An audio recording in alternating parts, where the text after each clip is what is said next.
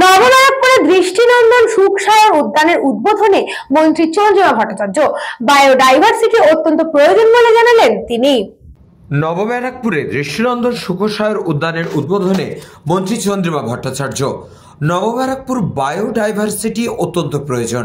পরের প্রজন্মের কাছে সুস্থ পরিবেশ দেওয়া প্রত্যেকের ভাবার দরকার আছে। পরিবেশকে সঠিক রাখতে উদ্যানে ফল ফুলের গাছ, সুন্দর পাখি আসবে, ফুলের প্রজাপতি আসবে, এগুলি দরকার আছে। সারা রাজ্যে 39টি বায়োডাইভার্সিটি পার্ক রয়েছে পরিবেশ দপ্তরের এখতিয়ারে।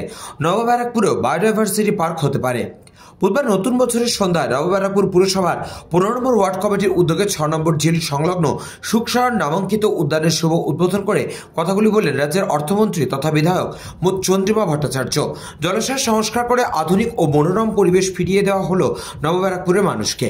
বছরের প্রথম দিন নবনারায়ণপুর পুরসভার 15 নম্বর ওয়ার্ডে একটি ঝিলের সংস্কার করে উদ্বোধন করা হলো সুখসায়র উদ্যানের। মন্ত্রী বলেন, খুবই সুন্দর সুখসায়র উদ্যান, এটি পরিবেশ সচেতনতার নিদর্শন ও দৃষ্টান্ত। পুরো এলাকার মানুষের কাছে সচেতনতা পৌঁছে দিতে খুবই ভালো উদ্যোগ। একটি ভালো বায়োডাইভার্সিটির কাজ করছে।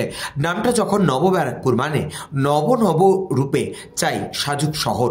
উপস্থিত ছিলেন পুরপ্রধান প্রবীর সাহা, উপপ্রধান স্বপ্না বিশ্বাস, সমাজসেবী মৃদুলা সাহা, বিভিন্ন ওয়ার্ডের পুর প্রতিনিধিরা সহ অন্যান্যরা।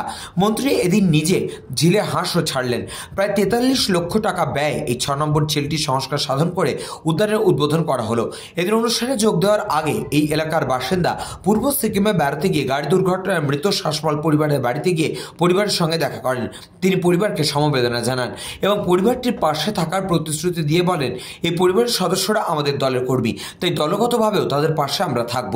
এদিনের এই উদ্বোধনী অনুষ্ঠানে পাশাপাশি ওয়ার্ডের কৃতি ছাত্রছাত্রী ও তাদের মায়েদের সংবর্ধিত করা হয়। এলপিটি নিউট্রিশন নামপত্রের শংসাপত্র প্রদান করা হয় এবং দুস্থদের মধ্যে শীতবস্ত্র প্রদান করা হয়। খুবই সুন্দর একটা এইখানে সুখসায়র উদ্যান হয়েছে এবং এটা পরিবেশ সচেতনতার একটা নিদর্শন, দৃষ্টান্ত। মানুষের কাছে, পৌর এলাকার মানুষের কাছে যদি এই সচেতনতা পৌঁছে দিতে পারে সেটা তো খুবই ভালো উদ্যোগ।